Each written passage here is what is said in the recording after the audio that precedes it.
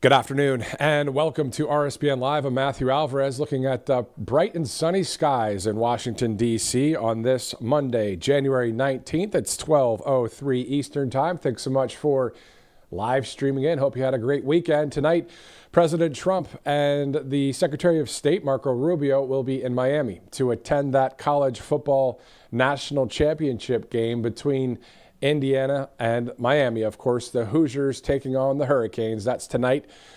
President Trump and the Secretary of State will be in the Sunshine State watching that game on this Martin Luther King Jr. Day.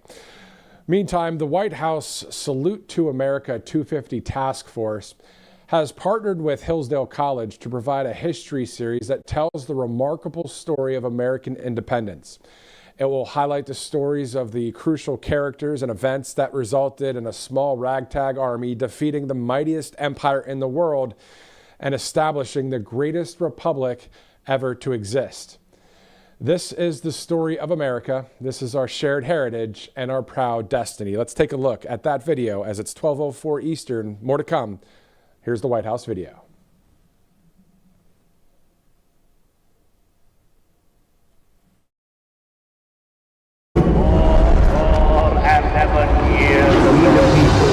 In order to form a more perfect union.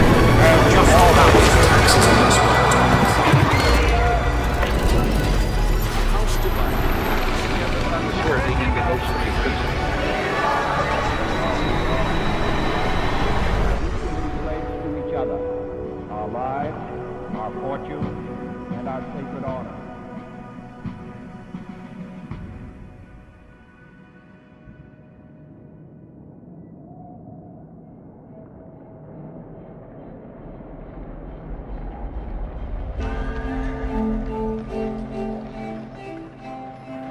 I've been asked to say a few words about the religious faith of America's founders and why it matters. Hi, I'm Mark David Hall, a professor in the Robertson School of Government at Regent University. Let me begin by observing that a lot of nonsense has been written about the faith of America's founders. Scholars and popular authors alike routinely assert that they were Enlightenment deists who desired to strictly separate church and state. Nothing could be further from the truth. On September 24, 1789, the House of Representatives approved what would become the First Amendment, an amendment that includes these important words: Congress shall make no law respecting an establishment of religion or prohibiting the free exercise thereof. Those who oppose religion in public life often point to this amendment as evidence that the founders wanted to build a wall of separation between church and state. But consider this. The day after the House approved the First Amendment, Elias Boudinot, who later became president of the American Bible Society, proposed that Congress ask President Washington to recommend a day of public thanksgiving and prayer. In response to objections by Adonias Burke and Thomas Tucker that such a practice mimicked European customs or should be done by the states, Connecticut's Roger Sherman justified the practice of Thanksgiving on any single event not only as laudable in itself, but as warranted by a number of precedents in Holy Writ. For instance, the solemn thanksgivings and rejoicings which took place in the time of Solomon. The House agreed with Boudinot and Sherman, as did the Senate. Congress requested that President Washington issue a Thanksgiving Day proclamation. He didn't have to, but he did. On October 3, 1789, Washington issued a proclamation designating Thursday, November 26, as a national day of prayer and thanksgiving. Whereas it is a duty of all nations to acknowledge the providence of Almighty God, to obey His will, to be grateful for His benefits, and to humbly implore His protection and favor, I do recommend the people of these states to the service of the great and glorious being who is a beneficent author of all the good that was, that is, or that will be, that we may then unite in rendering unto Him our sincere and humble thanks, and also that we may then unite in our most humble offerings and prayers and supplications to the great Lord and ruler of nations, and beseech Him to pardon our national and other transgressions, to enable us all, whether in our public or private stations, to perform our several and relative duties properly, and punctually to render our national government a blessing to all people. President Washington encouraged prayer, but he did not attempt to compel it. America's founders saw nothing wrong with civic leaders endorsing religious practices like prayer, but they had also come to a consensus that there must be no compulsion in matters of faith. In the late 18th century, 98% of Americans of European descent were Protestant, 2% were Roman Catholic, and there were about 2,000 Jews in 4 American cities. Although it is often claimed that many of the founders were deists, that label may be applied to only a handful of individuals. Now, Protestants are people of the book, that is, the Bible. So if faith was important to the founders, one would expect them to make significant use of the scriptures in their political writings. And they did. Donald Lutz conducted an impressive study of the pamphlets, articles, and books on political subjects in late 18th century America. The study found that the Bible was cited far more often than any other book, article, or pamphlet at the time. Indeed, the founders referenced the Bible more than all European authors combined, 34% to 22%. Think about that, 34% of all citations are to the Bible alone, only 22% to Enlightenment thinkers such as John Locke, Montesquieu, or Adam Smith. Did the founders' religious convictions make a difference in the creation of America's constitutional order? Absolutely they did. The Declaration of Independence. Its central paragraph relies on a theological claim. We hold these truths to be self-evident, that all men are created equal, that they are endowed by the Creator with certain unalienable rights, that among these are life, liberty, and the pursuit of happiness. For almost all of the founders, God is the source of natural rights, and it is a primary duty of government to protect these rights. Many Enlightenment thinkers in the era supported a strong centralized government run by experts. But America's founders would have nothing to do with this because they believed that humans are sinful. In Federalist 51, James Madison observed that if men were angels, no government would be necessary. If angels were to govern men, neither external nor internal controls on government would be necessary.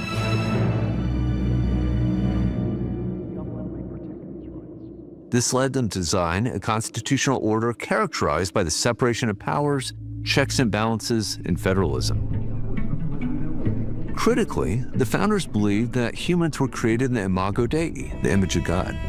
In his 1793 Supreme Court opinion in Chisholm v. Georgia, Justice James Wilson, paraphrasing Psalm 139, observed that man, fearfully and wonderfully made, is a workmanship of his all-perfect Creator. He echoed this conviction in his law lectures, noting that innocent life must always be protected. He wrote with evident approval that, with consistency, beautiful and undeviating, human life from its commencements to its close is protected by the common law. Many founders were also coming to recognize that slavery fundamentally undermines the idea that all humans are created in God's image, and so they were coming to oppose it. This is why the Confederation Congress passed and the First Federal Congress reauthorized the Northwest Ordinance, a law that prohibits slavery in the territories, which became the states of Ohio, Michigan, Indiana, Illinois, Wisconsin, and part of Minnesota. As well, 8 states north of Maryland abolished or put slavery on the path to extinction between 1777 and 1804. Finally, the founders understood the Christian faith to require the robust protection of religious liberty for all. This is illustrated well by George Mason's draft of Article 16 of the Virginia Declaration of Rights, which reads, that as religion, or the duty which we owe to our divine and omnipotent Creator, and the manner of discharging it can be governed only by reason and conviction, not by force or violence, and therefore that all men should enjoy the fullest toleration in the exercise of religion according to the dictates of conscience, unpunished and unrestrained by the magistrate. Note how Mason's provision is grounded in the duty which we owe to our divine and omnipotent Creator. Now, this is not a bad provision, but James Madison, in his first significant public act, objected to the use of the word toleration in the article, believing that it implied that religious liberty was a grant from the state that could be revoked at will. The Virginia Convention agreed, and Article 16, which had a profound influence on subsequent state constitutions and the National Bill of Rights, was amended to remove the language of toleration to make it clear that the free exercise of religion is a right, not a privilege granted by the state. By the end of the Revolutionary era, every state constitution offered significant protection to religious liberty. The federal Constitution of 1787 did not have a religious liberty provision per se, but Article 6 prohibits religious tests for federal office. Now, some objected that this would allow non-Christians to be elected to federal office. Federalists conceded that this was the case, and many undoubtedly thought this outcome unlikely. But fortunately, they insisted on a constitution that did not favor one religious tradition over another. Anti-Federalists thought the Constitution did not sufficiently protect religious liberty, and they insisted that a Bill of Rights be added to it. In the face of popular outcry, the first Congress proposed and the states ratified a constitutional amendment prohibiting Congress from making a law respecting an establishment of religion or prohibiting the free exercise thereof. This provision clearly bans Congress from creating a national church, and it goes well beyond protecting the freedom of worship. It insists that citizens have the right to the free exercise of religion. Not only did the founders understand that religious liberty must be robustly protected, they recognized that religious convictions of all Americans must be carefully guarded. I already mentioned Article 6's prohibition on religious tests, but let me close by returning to President Washington. In 1790, he wrote a letter to the Hebrew congregation in Newport, Rhode Island. Keep in mind, there were only about 2,000 Jewish citizens in America, and they had little political or economic power. As a matter of principle, not politics, President Washington insisted that all citizens possess alike liberty and conscience and the immunities of citizenship. It is now no more that toleration is spoken of, as if it was by the indulgence of one class of people that another enjoyed the exercise of their inherent natural rights. For happily, the government of the United States, which gives to bigotry no sanction, to persecution no assistance, requires only that they who live under its protection should demean themselves as good citizens, in giving it on all occasions their effectual support. Like James Madison, Washington emphasized that Americans have moved beyond toleration to respecting the inherent natural right of all people to the free exercise of religion. Washington closed this letter with the following paragraph. May the children of the stock of Abraham who dwell on this land continue to merit and enjoy the goodwill of the other inhabitants, while everyone shall sit in safety under his own vine and fig tree, and there shall be none to make him afraid. May the Father of all mercy scatter light and not darkness in our paths, and make us all in our several vocations useful here, and in his own due time and way everlastingly happy. There are 9 scriptural references in this last paragraph. One of them is to Micah 4:4, which reads, while everyone shall sit in safety under his own vine and fig tree, and there shall be none to make him afraid. This was George Washington's favorite Bible verse. He quoted or paraphrased it more than 50 times in his writings. Today, we give thanks for our founders' religious faith and for their wisdom and foresight in protecting the sacred right of conscience in the First Amendment. Now, it is up to every generation to protect these rights, to ensure that every American can sit under his own vine and fig tree and never be afraid. Thank you for joining me.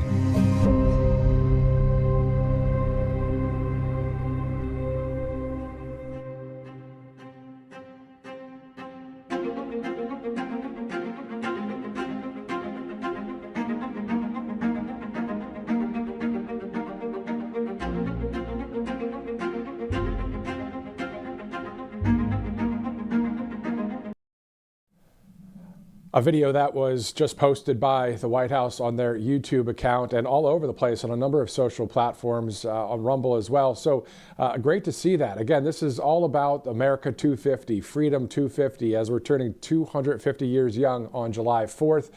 Thought we'd start out the broadcast with that great video with the Hillsdale College and the White House combining to make that great video of the history of our country and including talking about faith as well. Good afternoon once again. Welcome to RSBN Live. I'm Matthew Alvarez. We have a few things to get to here in just a minute. Before we get to that, let's go to some great sponsors, including All Family Pharmacy here at Right Side Broadcasting Network. You know, we obviously care about our viewers, and we want you to have access to companies that actually help people, like All Family Pharmacy. So All Family Pharmacy is helping a lot of families right now by making it simply easier to get the medications you need without the usual delays or frustration.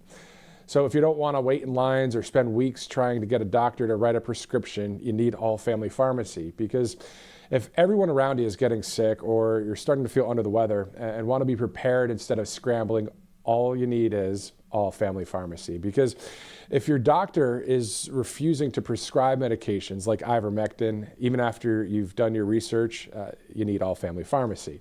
This is all about a family-owned pharmacy that focuses on access, speed, and choice. They offer fast doctor approvals, fast shipping, and essential medications like Tamiflu, antibiotics, ivermectin, hydroxychloroquine, mebendazole, and more. And their process is simple. The shopping is quick, and it's a relief to finally find a pharmacy that doesn't make you jump through a bunch of hoops.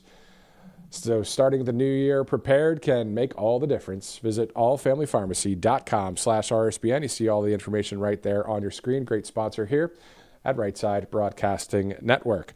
Our next sponsor, I believe, is Kalshi.com/RSBN. Of course, a lot of topics out there for you to bet or trade or just check out the polls on. You can do that at Kalshi.com. You have the QR code on the screen. You have the app to go to, or Kalshi or Kalshi.com/RSBN. A great site there, a great sponsor here at Right Side Broadcasting Network, as it's 12/19, Monday, January 19th. AngelPace.com out of Spring, Texas. Of course, use that RSBN promo code at checkout. You'll get quite the discount. Always good to see that. And it's always good to have people like this company that hires military veterans on the right side of history, a small business that would be great to have some support for them. And they also have some great products. So it's a good win-win right there. AngelPace.com, longtime sponsor here at Right Side. It's 12:20 Eastern Time. I'm Matthew Alvarez. Thanks again for streaming in on this Monday, January 19th. It's 12:20 on the East Coast. All right, so let's get back to some of that history there. Our second president, John Adams, said, quote, "You will never know how much it has cost my generation to preserve your freedom.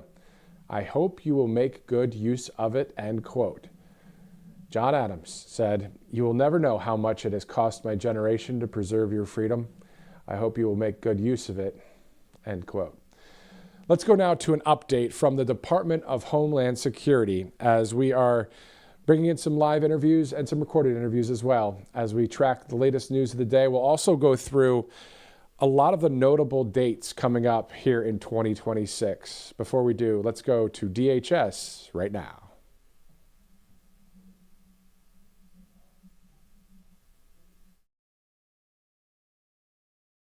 This is Micah Bach, Deputy Assistant Secretary at the Department of Homeland Security. This week in Minneapolis, federal agents pressed forward with critical operations to arrest dangerous criminal illegal aliens and uncover the largest fraud scandal in American history. I want to take a moment to explain why DHS is in Minneapolis in the first place. What brought federal agents away from the warmth and safety of their families and into Minnesota? The answer is simple. The sanctuary policies of Minneapolis and Minnesota have created an existential threat to the American citizens living in these communities. Here's how. It all starts with decisions around if state law enforcement will, enforce the law. When illegal aliens commit crimes, federal law enforcement will issue what's called a detainer to state and local law enforcement, asking for them to be detained until they can be taken into federal custody. This is the ideal scenario. Criminals stay safely behind bars, agents are able to easily apprehend them, and communities are free to walk the streets without fear of attack from criminal illegal aliens. The crisis in Minnesota is a direct result of Governor Walz and leaders in Minneapolis intentionally deciding to take these known criminals who have violated the law and release them back into the streets. Now, federal agents must undertake a dangerous task: find, apprehend, detain, and deport criminals who had already been under lock and key. This is how society crumbles. When state leaders choose to defy federal law, release criminals into their communities, and then urge violent mobs to riot while federal law enforcement works to arrest the criminals that the state leaders released. In Minnesota, Walz's revolving door of justice has released nearly 470 violent criminal illegal aliens back onto Minnesota streets since President Trump took office. These are murderers, rapists, child sex abusers, and more. These sanctuary politicians are making communities volatile. They're refusing to hand over criminals to ICE, and they are putting Americans at risk. On Wednesday evening, during a routine traffic stop of a Venezuelan national illegally in the country, the suspect resisted arrest, fled, crashed his vehicle, and then assaulted a federal officer who was working to safely arrest him. This criminal illegal alien was then joined by 2 accomplices, also illegal aliens, who swarmed our officer with a snow shovel and broom handle, beating him mercilessly. Ambushed 3-on-1 and fearing for his life, the federal officer fired a defensive shot, striking an assailant in the leg. If Walz and Frey truly believed in protecting Minnesotans, they would be cooperating with ICE, honoring detainers, and keeping these threats locked up or removed. We wouldn't see federal agents surging into Minneapolis, putting their lives on the line in these volatile situations like this. Sanctuary policies don't make communities safer. They create the very conditions for escalation and endanger everyone, including the dedicated men and women of federal law enforcement who are left to clean up the mess. Americans deserve better. Law and order starts with leaders who put citizens first, not criminals. One thing is abundantly clear. This is a struggle of order versus anarchy. Law and order will prevail over the forces of chaos seeking to empower criminals over citizens. We'll see you next week.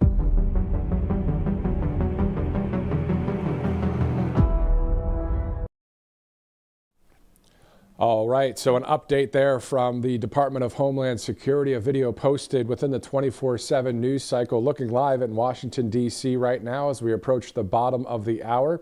Tonight, President Trump and Secretary of State Marco Rubio will be in Miami to attend the college football national championship game between the Indiana Hoosiers and the Miami Hurricanes. Of course, that's later today. Nothing else on the schedule for this Martin Luther King Jr. Day holiday, of course. We'll be back at it, of course, tomorrow as well, and throughout the week when it comes to live coverage from 1600 Pennsylvania Avenue. But also, we know that the president will be in Davos, Switzerland. So let's go over a number of the schedule notable dates for 2026. Before we do, let's just go quickly to All Family Pharmacy here on Right Side Broadcasting Network. Here at RSBN, we, of course, care about you and our viewers, and we want you to have access to companies that actually help people like All Family Pharmacy. So this pharmacy is helping a lot of families right now by simply making it easier to get the medications you need without the usual delays or frustration. And if you don't want to wait in line or spend weeks trying to get a doctor to write a prescription, all you need is All Family Pharmacy. Because if everyone around you is getting sick or you're starting to feel under the weather and want to be prepared instead of scrambling, you have this website right there, allfamilypharmacy.com/RSBN. They offer fast doctor approvals, fast shipping, and essential medications like Tamiflu, antibiotics, ivermectin, hydroxychloroquine, mebendazole, and more. And the process is simple. The shipping and shopping is quick, and it's a relief to finally find a pharmacy that doesn't make you jump through hoops. Starting the new year prepared can make all the difference. Allfamilypharmacy.com/RSBN. Great sponsor there as we are approaching the bottom of the hour here on Right Side Broadcasting Network. Venice.ai/RSBN is another great sponsor as well. A beautiful display there for artificial intelligence when it comes to a personal assistant. Now, other AI programs can now reference all of your past conversations. That's no fun.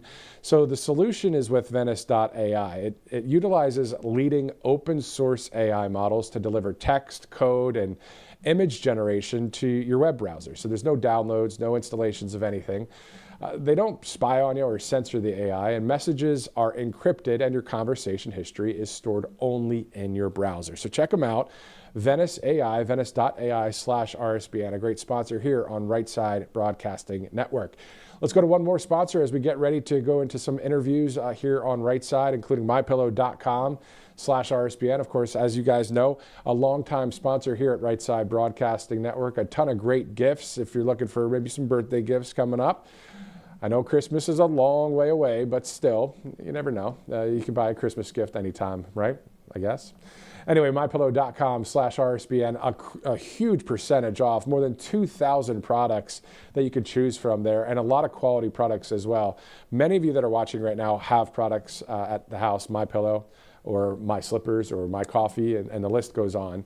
Go ahead and maybe order some more. mypillow.com/RSBN. It's 12/28, Monday, January 19th. Let's go over a couple of the dates that are notable dates that we're looking at here before we bring our live interview on deck here. 1/21, so January 21st and the 22nd. So we're talking about the next couple days. President Trump is in Davos, Switzerland for the World Economic Forum speech. You can catch that speech right here on Right Side. On February 24th, the president will deliver the State of the Union address on Capitol Hill, of course. CPAC is in Dallas, Texas this year. That's on March 25th through March 28th. In April, the president will travel and visit China. That is something that he mentioned during an event at the White House a couple weeks back. So that's in April. On May 7th, it's the National Day of Prayer. On June 14th, the Ultimate Fighting Championship at the South Lawn of the White House. A month later, on July 4th, of course, the USA turns 250 years young. What a day that will be. And then on November 3rd, the United States midterm election will take place. The AmFest conference will return to Phoenix, Arizona on December 17th through the 20th this year in 2026. So those are some of the notable dates. I posted that on my X page and Truth Social page. And a lot of people are saying thank you. So I just thought, hey, why not share it again here on Right Side, again, as it's 12:30 Eastern Time. I want to just share a comment again, one of the great quotes from our second president, John Adams. He said, "You will never know how much it has cost my generation to preserve your freedom. I hope you will make good use of it," end quote. I mean, that's common sense right there. And you think about all of the wins that since 2016 under President Trump, all of those wins, all of those great things that he has done leading this country, as we continue to want more wins, of course, throughout the next several years. But we're glad to have people that are on the right side of history and not a Kamala Harris in office right now, as many of you, I'm sure, are shaking your heads in agreement. All right, so we should be going to our next interview. It's at 12:30. That'll be with a country artist, Daryl Worley. And then we will go to a number of other great patriots here on Right Side Broadcasting Network. So let's go now to country artist, Daryl Worley. Thank you so much, sir, for joining us here on Right Side Broadcasting Network. Thank you. So obviously a great patriot. You've traveled with the United States, service organizations out there, played for our troops. Can you talk about the drive to use your gifts to help out people like that, just to entertain those guys? Well, I was raised up in a military family, so I've been hearing about all that stuff since I was, knee high. And when the opportunity presented itself, I was just gung ho about going to do it because my brothers and I, we're some of the few that did not serve. So it was like, hey, I've got an opportunity to give back to these guys and to my family members who are out there doing it. And so it was just a natural fit. And then the first trip to Afghanistan inspired the song "Have You Forgotten?" And after that, it became just part of my yearly routine, and sometimes we went twice a year. Yeah, exactly. I mean, your song "I Miss My Friend," "Have You Forgotten?" and then the "Awful Beautiful Life," which we'll talk about that in a second. But while you're out there, I was checking out one of your podcasts the other day, and it sounds like Toby Keith, the great late Toby Keith. You knew him, and what's that like to be a part of a group of country singers that are, just down home patriots? For me, when I first went to Nashville, the the whole country music scene was like super conservative. As a matter of fact, I didn't really know when that changed, and so for me it was just an incredible thing, and to be we didn't really travel together, but we would be in the war zones at the same time, and sometime I'd be coming into a place that Toby had been, or he'd be coming into somewhere that I had been, and other artists too. I've seen so many different ones in the war zone.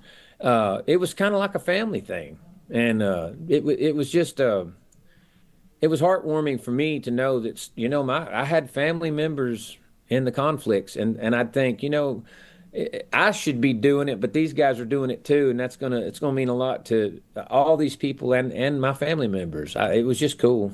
Yeah, yeah. I mean, we were just interviewing Neil McCoy, a country artist, just the Yeah. other day, talking about some of the same kind of trips. So it's awesome that you guys are doing that for our troops overseas, and then also being a great patriot, playing great music here. What's that like too? Just singing about things that are about our country, and a lot of people resonate with that stuff. Absolutely. I mean, I think overall the country is unbelievably patriotic, and when we get an opportunity to go out and play the songs like "Have You Forgotten," the kind of I mean, of course, playing it in the war zone for 3,500 troops is completely different, but we still get a pretty big response here on stateside for songs like that, and people don't forget. They remember those moments, and it's pretty special. That's pretty awesome. If you're just joining us, country artist Daryl Worley is joining us live right now. I understand you're on a bit of a media tour as well. I believe speaking about the awful, beautiful Life Tiny Home Resort. First of all, what? Tell us about that. Well, the title is obviously taking advantage of one of my big hit songs so we can get people's attention, but. Man, we're creating a active lifestyle community down in South Alabama, right outside of Enterprise, Alabama. Very, very close to Fort Novosel. It's about 5.8 miles from the entrance of the base there. It's the first phase is going to have 75 of these tiny homes in there. We're stick building them on site, so they're built like a Bradley tank. I mean, it's really a nice home. It's a small home, but people are downsizing, and I think it's going to present a really good opportunity for the military there as well. That was that was part of our idea to come up with some affordable housing that people could get in, so the whole development will be run like a hotel. It's short-term lodging. The area is really got a lot of traffic through there for several different reasons, and Novosel being one of those. They graduate a flight class about every 2 weeks, and so families are coming in and out constantly. And this place has got like 5-star resort amenities. It is beautiful, unbelievable. That's awesome. No, that's awesome. Well, I mean, RSBN's based in Alabama, so we might have to check it out down there. You need to check it Yeah. out. You'll Yeah, no, it very sounds affordable too. No, that sounds awesome. That sounds awesome. So, Can you talk to us about, maybe any advice that you'd give any young country artists out there, but also to the people that are watching that are saying, you know what, I don't want to talk about music right now. I just want to talk patriotism, getting out the vote. Just voting for the right person. So on the music side, I don't give a lot of advice because I'm not really sure that I did it right. But one thing that I do know is, I'll say two things. I think it's very, very important to know, who you are. If you're thinking about being an artist or doing something with this, you got to know who you are. In other words, what kind of music do you want to do? Who do you want to be like? What would you like to represent? That's so very important, I promise you. And sometimes I can tell with the young people, they're like, what do you want me to do? I'll do anything if I can just do this. That's not the way to go. The other thing is learn how to write songs. If you don't write songs, but I can tell you right now, there is no obstacle in the music business that a great hit song won't get you past. And that is a fact. I learned that myself. The other side of that is, what was the other thing you wanted me to Well, address? we're talking about, just the political side of things. A lot of times, patriotic music, country music, usually would be a conservative, right-leaning person. What would you like to say to an audience here on Right Side Broadcasting Network that typically a majority leans that way. Any advice for them just, moving forward for freedom for our country? I think Have You Forgotten is one of those songs that obviously it kind of threw me into the political arena where I don't really belong there. I'm not huge into politics and all that stuff, but the other arena it threw me into was the arena of a patriot, and that's one of the proudest things that I have to go with. And I'm telling you right now, Have You Forgotten may be as relevant right now as it was the day that it came out. This is a different time in our nation. So my advice to people would be, with all that's going on, if you're not aware of the things that are happening in our country, you should, number one, make yourself aware. And secondly, I think that this time that we're in right now is the most important time, and certainly in my life and maybe in the history that I understand, that we stand up as patriots to this nation. We stand up for our Constitution. My child is 17, about to turn 18 years old, and she is an absolute patriot. We pounded that into her over these years, but somehow I feel like she would have found her way to it anyway, because it's kind of common sense. And right now is the time. I'm telling you, we have to, as American people, make that stand. There's some things I just read some stuff last night that made me think I need to get back up on my soapbox a little bit, maybe. Yeah, I mean, hey, and if you do, let me know, because we'll put you on the broadcast here. Because to your point, if you don't stand for anything, you'll fall for everything. Oh. Or if you don't stand for truth, you'll fall for the lies. And that's exactly what you're talking about, isn't it? Yes, absolutely. Without a shadow of a doubt. Aaron Tippin had that song, and it was funny. I was just starting my career in the music, and he was doing his first USO tours with Bob Hope, and he had that song out, if you got to stand for something or you'll fall for anything. And I mean, people say to me all the time, well, how what can I do? I'm just so and so. And I'm like, man, make what you believe known. I said, you don't have to be political and you don't have to be involved in politics to do that. I said, because I'm a perfect example. I said, I can get on TV sometimes just because of my stance. And I said, and anyone who can stand up and say, I'm proud to be an American, and I'm gonna fight for the rights that are mine. I'm gonna stand up for the Constitution. I said, every one of us matter. Every single one of us matter. Exactly. I think I'm gonna, I don't know if I have your permission, but I'd like to use your music and post a video with this interview, because it's exactly what is the heartbeat of America. It is patriotism. The majority of the country is on the right side of history, and people like yourself, sir. Thank you so much for joining us here. Country artist Daryl Worley, thank you again for joining us. You absolutely have my permission. Okay. And the website for our development is Daryl Worley awfulbeautifulliferesort.com. Awesome. Well, hopefully my family and I can get down there too. Please do. All right. Thank you, sir. Thank you. Always good to talk to people that use their gifts and talents for the right side of history. It's awesome. All right, 12:41 Monday, January 19th. We have a number of interviews to get to here. Also at 1 o'clock Eastern, changing of the guard here. Robert McNeely will be on air here at 1 o'clock. I'll cover it from now until then. In the meantime, we're going to go to a couple of our sponsors here on Right Side as soon as we see it up on our program screen here. Let's do this. Why don't we go to a commercial break? We'll be right back here on Right Side Broadcasting Network. Welcome to Right Side Broadcasting Network, your trusted conservative news outlet. At RSBN, we deliver the truth when the mainstream media falls short.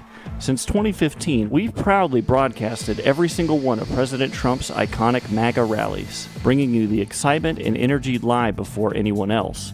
By watching RSBN, you get an unfiltered front row view of the action on the ground. We interview the crowds to give a voice to millions of Americans just like you. We show you President Trump's speeches in their entirety, free from interruptions and censorship. We cover the stories that matter to you with the integrity and passion you deserve.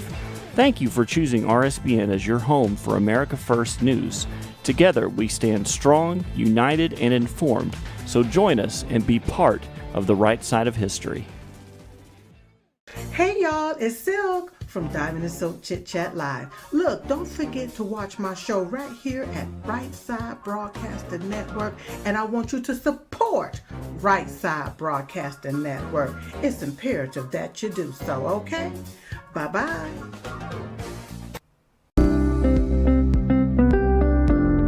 allfamilypharmacy.com/RSBN. You can scan that QR code now, RSBN10. That is the code, easy to remember, for 10% off. This is ivermectin, hydrochloroquine, antibiotics that will save you and yours from bacterial and viral infections, NAD+, and much, much more. 200 essential medications and emergency medical kits, the meds you trust delivered to your door.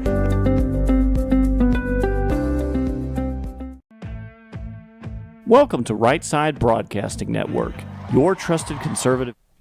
All right, welcome back to Right Side Broadcasting Network. It's 12:43 Monday, January 19th. Let's go to a few of our sponsors before we go to our next interview here on Right Side, as we're tracking a number of stories that are happening out there, of course, in Minnesota right now. As you know, holy smokes. But let's talk about these sponsors. We'll get right to that in a second. Kalshi.com/RSBN. If you'd like to bet or trade or just check out polls, you can do so right there at Kalshi.com. And there's an app, there's the QR code and the website for you. So you have a number of ways to go and check this out. Now the topics are pretty cool. It's anything from faith to politics, music, weather, all sorts of stuff. You can check it all out there, Kalshi.com/RSBN. Great sponsor here on Right Side Broadcasting Network. The next sponsor we're going to talk about is Angel Paste out of Spring, Texas, angelpaste.com, a number of products on that site as well, including the flagship product, the Miracle Cream. Once you're at checkout, use the RSBN promo code. You will be able to get quite the discount there, and a number of skincare products available to you right there on angelpaste.com. Let's also go to Venice AI, venice.ai/RSBN. If you're looking for a artificial intelligence personal assistant of sorts, I mean, this is where you can go. I mean, the display, absolutely gorgeous. Venice.ai/RSBN, encrypted messaging, all sorts of things that are keeping you at the focus when it comes to privacy.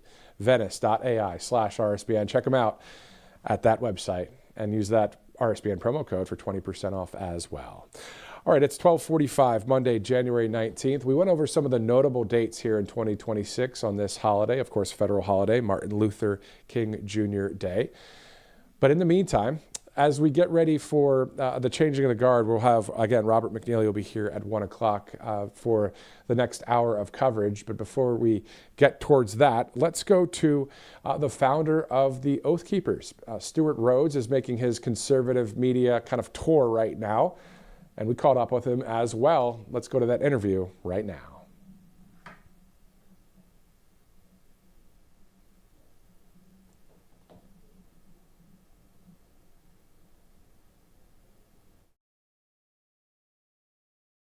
Joining us now is a great patriot and founder of the Oath Keepers, Stuart Rhodes, of course, a J6er commuted by President Trump.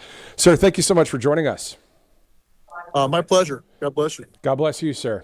Let's dive right into the 24/7 news cycle. Do you think President Trump should call for the Insurrection Act in Minnesota? Yes, absolutely. It's long overdue, and he should do it not only for Minnesota, but he should do it for the entire country. And in particular, he should use the Insurrection Act, as I called for back in 2020 in open letters to President Trump. He should use the Insurrection Act and his massive power of declassification to expose the deep state. He should throw the doors open, CIA, FBI, NSA, tell all the employees to go home on paid leave, have his DNI, Tulsi Gabbard, and his Secretary of War, Pete Hegseth, go in there with military intelligence, sort through, of course, leave classified anything that's legitimate national security, but everything else should be exposed. The exact same thing DOJ was starting to do, but do it through the entire government, starting with the corrupt judges and Congress, because that's how the intelligence agency and the deep state control both politicians and judges, do it through blackmail and bribery. So they need to expose that and take down the deep state. He has to do it now in advance of our midterm, so that we, the people, both Republicans and Democrats, have a chance to put actual patriots in office by purging out the fake patriots, the rhinos in our party, and in GOP in particular, root them out in the primaries and give us a chance to put a real America Firsters in Congress. That's the only way he's going to retain control of Congress. That's the only way. Otherwise, he'll lose the majority in Congress, and then they're going to impeach him or remove him from office. That's their plan. And I think a lot of the never Trumpers and a lot of the ones that actually still hate him, a lot of these rhinos are just, smiling in his face and stabbing him in the back. They want him removed from power. They hate him, and then they hate MAGA. So he has to realize that he's in the critical moment. It's the same place that Lincoln was in, the same place that you can back to Eisenhower in 1957. Eisenhower nationalized the Arkansas National Guard, Little Rock, Arkansas. The governor of Arkansas had called his National Guard up to block black students from going into the schools.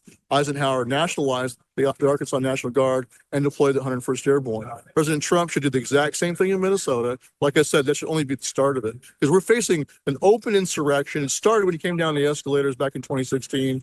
We're facing an open insurrection ever since then. It's continuous. And we see here in Virginia, now you've got a radical communist coming in as the governor, and you got a jihadist who swore, as attorney general, who swore on the Quran yesterday, coming in here. And the lawfare, as Ivan's been pointing out, the lawfare is going to ramp up here in Virginia against not just the patriots of Virginia, but also members of the Trump administration who live in Virginia are going to be targeted by lawfare. Same way Fannie Willis in Georgia did that. Same way as Alvin Bragg in New York went after President Trump. We're going to see that kind of lawfare here.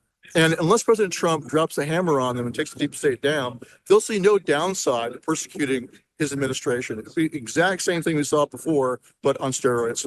And then on top of that, you're talking about some great patriots out there. Let's talk about Tina Peters as well, freeing Tina Peters. Your thoughts about that? Absolutely. And Ivan and I are both the same mind on this one. She is a material witness to federal crimes. She was enforcing federal election law, the Help America Vote Act. And so it's ridiculous to have a state being able to criminalize compliance with federal law. So she's a material witness. The marshals should go pick her up. They do it all the time. They go into state prisons all the time and get people who are material witnesses for federal cases and remove them to federal custody. Do the exact same thing with her. But take her to the Lincoln bedroom in the White House and have her be kept there safe, because right now her life's in danger. Also, President Trump pardoned her. And I think it's a brilliant argument that Peter Tickton made that, hey, the pardon power applies to the states as well.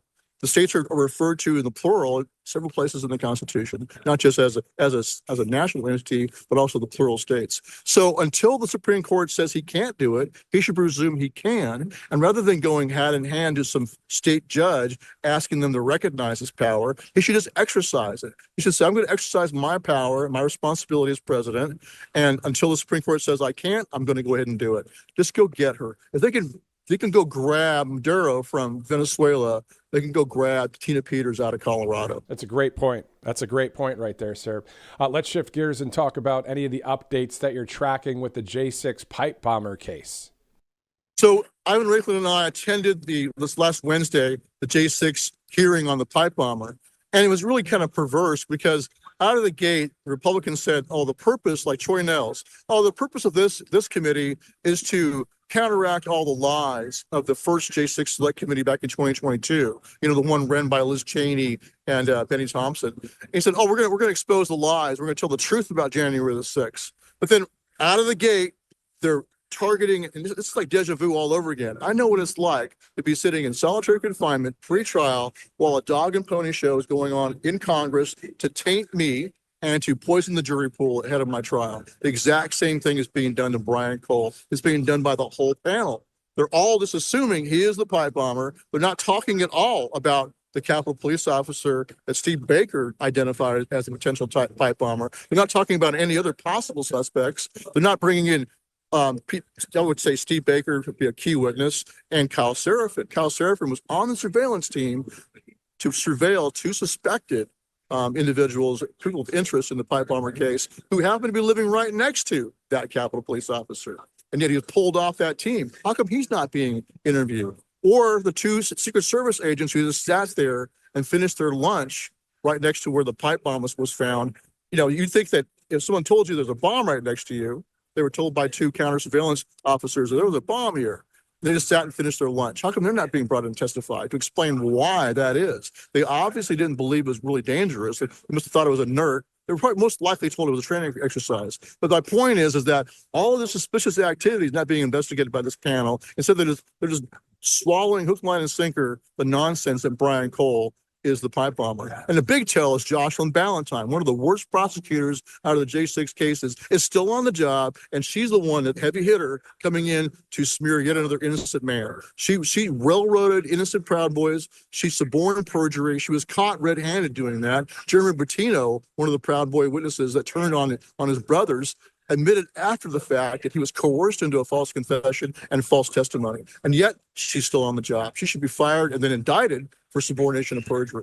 If you're joining us right now, this is Stuart Rhodes. He's the founder of the Oath Keepers and also making his rounds with conservative media right now. It's great to have freedom of speech to really get truth out there. Also, sir, can you tell us about your start before the Oath Keepers? What got you involved in politics? What got you to start the Oath Keepers? And then walk us through what you've dealt with when it comes to the government.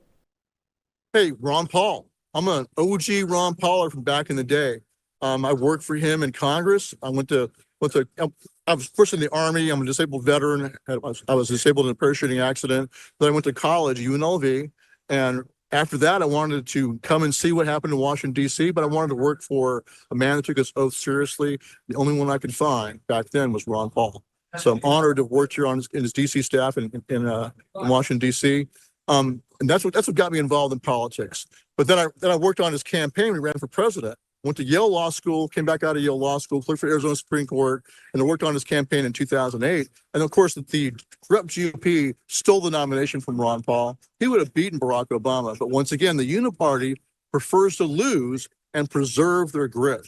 I think President Trump's going to lose the midterms unless he drops the hammer and gives us time to purge out the weenies. He will lose the midterms, and guys like Lindsey Graham are fine with being second fiddle as long as their own personal grift continues. So that's the problem we have in our country. I got blackpilled in our political system and our legal system a long time ago, and Ron Paul was our hope. Now, Trump is much the same way. He's riding the same wave of populism and constitutionalism. You saw crossover Democrats come out for Trump, just like they did for Ron Paul. You saw independents come out for him, libertarians, also old school Ron Paulers. That's who elected Trump 3 times.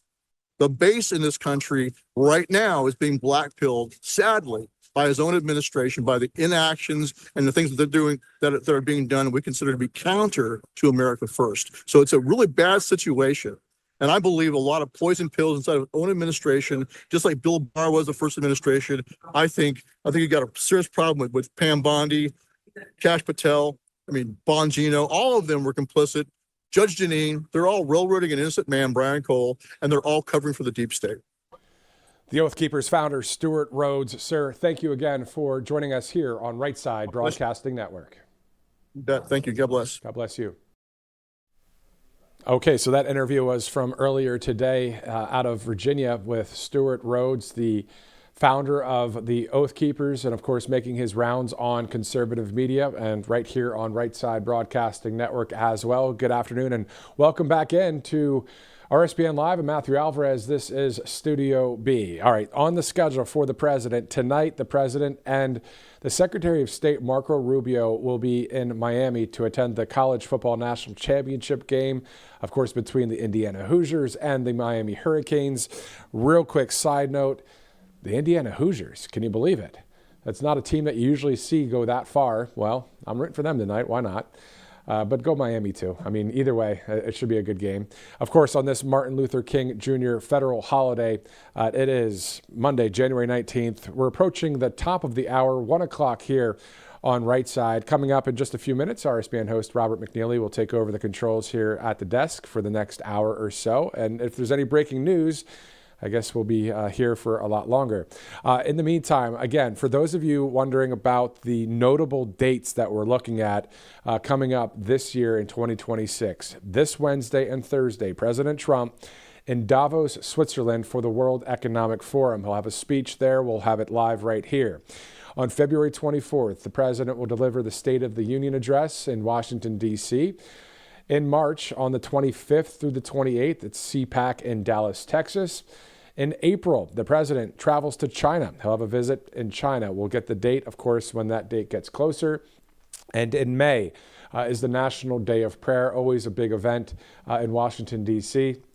And then the next month in June, the Ultimate Fighting Championship, so the UFC Octagon on the south lawn of the White House, that'll be happening on June 14th. In July, the 4th, of course, July 4th, will be the USA's 250th birthday, our country's 250th. And then in November, of course, the United States midterm election on November 3rd. And then to round out the year in December, on December 17th through the 20th, the AmFest conference in Phoenix, Arizona. So that's pretty much what we're looking at outside of any breaking news, developments, all sorts of things. We know what's going on in Minnesota. Pretty awful to see what happened at that church with one of these people that are trying to be relevant. Let's put it this way. You can't copy what Nick Shirley did. Nick Shirley did what he did. Great coverage out there, uncovered a lot of fraud. And then there's a few others on the left side of history that are doing quite the opposite of what Nick was up to. I'm not even going to name names, not even worth it. All right, it's 12:58. Let's do this. Let's go to a couple videos from the White House. These are the two most recent videos posted on the White House X account. After those videos, Robert McNeely will be right here in Studio B. I'm Matthew Alvarez. Thanks so much for streaming in. We'll see you again soon.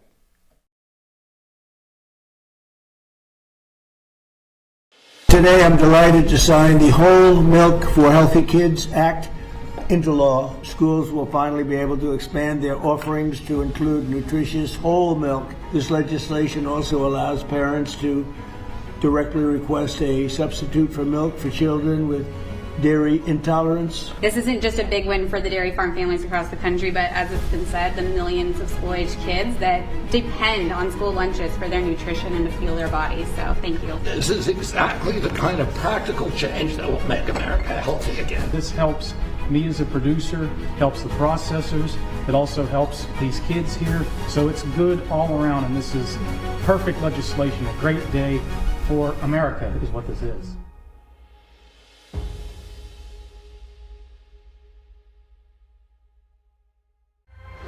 President Donald J. Trump Boulevard now stands as a permanent reminder for courage, leadership, and unapologetic patriotism. I love the people of Florida. I love the entire Palm Beach area. I've been here for a long time, and I want to thank you all for being here. I'll remember this amazing gesture for the rest of my life. We're going to have 3 more great years, but hopefully we're going to have many, many decades of greatness in this country. So we have it off to the right start. Thank you all very much. What an honor. Thank you.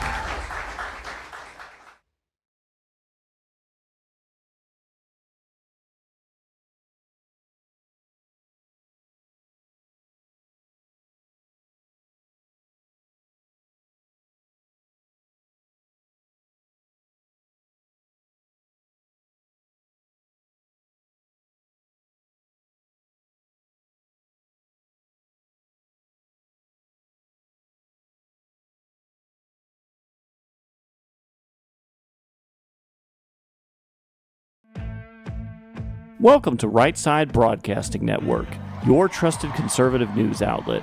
At RSBN, we deliver the truth when the mainstream media falls short.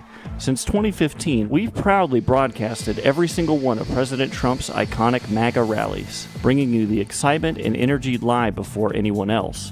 By watching RSBN, you get an unfiltered front row view of the action on the ground.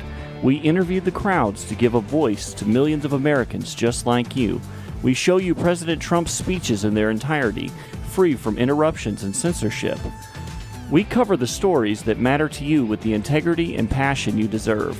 Thank you for choosing RSBN as your home for America First News. Together, we stand strong, united, and informed. So join us and be part of the right side of history.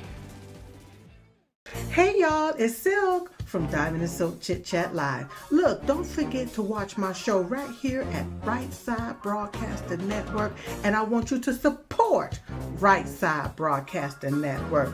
It's imperative that you do so, okay? Bye-bye.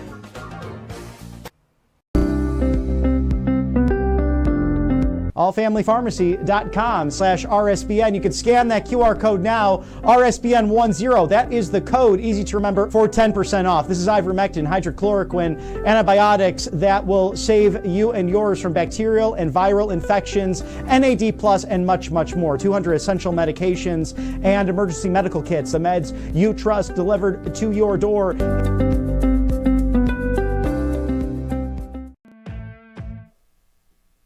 Welcome back to Side Broadcasting Network on this Monday, January 19th, 2026. A very happy Martin Luther King Jr. Day to you. And like the great Reverend, political activist, and civil rights icon, we should have that dream in our hearts for everyday Americans, how to make this great land of ours better on a daily basis. As we look live there from the Washington Monument across that mall, where Martin Luther King Jr. gave that I Have a Dream speech from the steps of the Lincoln Memorial. Always iconic as you go and visit that, perhaps in your summer travels or any travels planned throughout the year to our federal city in Washington, D.C., as Minnesota's sanctuary defiance has consequence. President Donald J. Trump delivering on the promise that secured his overwhelming re-election. Minnesota's leaders have chosen defiance over partnership instead of working with the Trump administration to uphold the law and protect public safety. The state's Democrat politicians repeatedly boasted of their so-called sanctuary status, emerging and encouraging resistance on the ground. And we see that today, smearing ICE officers. I mean, the heated rhetoric is really unbelievable, comparing them to Gestapo Nazis and the SS of the 1930s and 1940s. Now, this toxic combination of sanctuary policies and anti-ICE rhetoric has created a climate of hostility that endangers federal officers and incites violence. Make no mistake, the White House saying that the responsibility for the enhanced enforcement of these operations in Minnesota and the tension and violence that has ensued lies squarely with these officials who refuse to partner with the Trump administration and instead put their radical left agenda over the safety and security of residents in their respective cities and states. Public safety and the rule of law truly in danger under Democrat leadership. Now, for years, the state's Democrat politicians in Minnesota bragging about being a safe haven for criminal alien thugs. This dates back to the Somalian crisis specifically. Governor Mark Dayton and, of course, the 44th President of the United States, Barack Hussein Obama, as Minnesota Attorney General Keith Ellison, a radical leftist and someone with ties to the Muslim Brotherhood and radical Islamic terrorism in his own right, dating back to his tenure as a congressman from Minnesota, stating there is nothing in American law that requires local officials to cooperate with law enforcement, federal law enforcement officials. We are going to devote the resources of our state to our state, not immigration business. An extraordinary quote from the chief law enforcement agent in the great state of Minnesota. Ellison continued, Minnesota law enforcement agencies risk significant civil liability if they enforce immigration detainer. He also went on to state that I'm one of them, those people who believes we should give our neighbors sanctuary. And if you ask yourself, what would I do? It's amazing. A Gentile in 1941, if my Jewish neighbors were under attack by the Nazis, would I give them sanctuary? You might be about to find out what you would do. Is that a threat, Attorney General Ellison? And again, how dare you compare this to a time so different in history, not so long ago in the grand scheme of history? Extraordinary. And actually, someone who has been as anti-Semitic as you are with your tropes, the gall to even make a statement like that is truly incredible, to say the least. Governor Tim Walz stating that my position on Minnesota becoming a sanctuary state boils down to who has the responsibility for enforcing immigration laws. The role of law enforcement is to enforce state and local laws, not federal immigration laws. And I strongly believe that they should not do so. Minneapolis Mayor Jacob Frey, I want to speak directly to people who are undocumented. In the city of Minneapolis, we will stand up for you, and we will do anything in our power to help, because you're not an alien in our city. So it's local people, elected officials, redefining federal status when it comes to the legality of whether or not someone is here and what status they're under. As he continued his ridiculous statements, Mayor Fry saying, as for cooperation with ICE, the answer is no. Minneapolis will continue to be a safe haven for undocumented immigrants. And Frey, continuing on, in Minneapolis, we do not enforce federal immigration law because that's not our job. I'd like to remind the mayor and the governor and the attorney general that no one is above the law. And pending these investigations, we'll see who's apprehended and arrested as ICE and Border Patrol and courageous citizens there on the ground having to deal with paid insurrectionists and left-wing lunatics and the violence they're causing on the street of Minneapolis. Representative Ilhan Omar, wow, she's extraordinary. I stand with Minnesota officials who are defending our values and our immigrant neighbors against these unconstitutional attacks on sanctuary policies. The amazing thing is, have they even read the Constitution? That's my first question for them. Omar, I will continue to fight until we stop treating immigrants like criminals. We are fighting to protect immigrant families from mass deportation and deportation. We need a plan to protect undocumented people. And if you are an undocumented immigrant, please know that you are in my thoughts and I will be keeping fighting. So it's amazing to think about how they're okay with breaking the law and bending the rules in order to bend over backwards for lawbreakers. And why is that? Perhaps they open these borders to create a great replacement here in this country and institute new voters into the rolls. This all goes back to motor voter in the Clinton administration, where people can obtain state ID and then automatically be signed up for specific roles pending the states that they're living in. And this, of course, all goes back to county clerks and the secretaries of state to regulate all of this. But that's why you've seen the federal government now suing states like the prairie state of Illinois to find out just who's on the registration, if they are deceased or not, and also their immigration status. A big case is very similar prior to the 2024 election in Virginia, led by the former governor, Glenn Youngkin, who made sure to get illegal status voters off of the rolls for various reasons, and the overwhelmingly large issue with that, illegal aliens on these rolls. Now, Minnesota State Senator Omar Fatah, with President Trump immigration policies targeting sanctuary cities like Minneapolis and the fear of ICE raids is very real, and our communities are on high alert. Minneapolis stands defiant and ready to protect our neighbors and our loved ones. Minneapolis City Council member Jason Chavez. In Minneapolis, we will not compromise on values of protecting our undocumented immigrants, and we will not help with immigration enforcement. It's not the city's role to do federal government's inhumane work. And Minneapolis City Council member Aisha Chugtai. The city must be ready to act as the last line of defense for targeted communities. Former Minneapolis City Council member Jeremiah Ellison, it's clear that being a sanctuary city is not enough to protect our neighbors. This goes to the Twin City in St. Paul. The vice president, the city council, Wah Jong Kim, stating that the city of St. Paul abides by its separation ordinance that makes clear local law enforcement officers are only to uphold local laws in the course of their duties, not federal immigration policies. And he stated the St. Paul Police Department cannot and does not cooperate with ICE. And it's amazing that these law enforcement officials locally have to adhere to political games played by Minneapolis and St. Paul in simple enforcement of the law.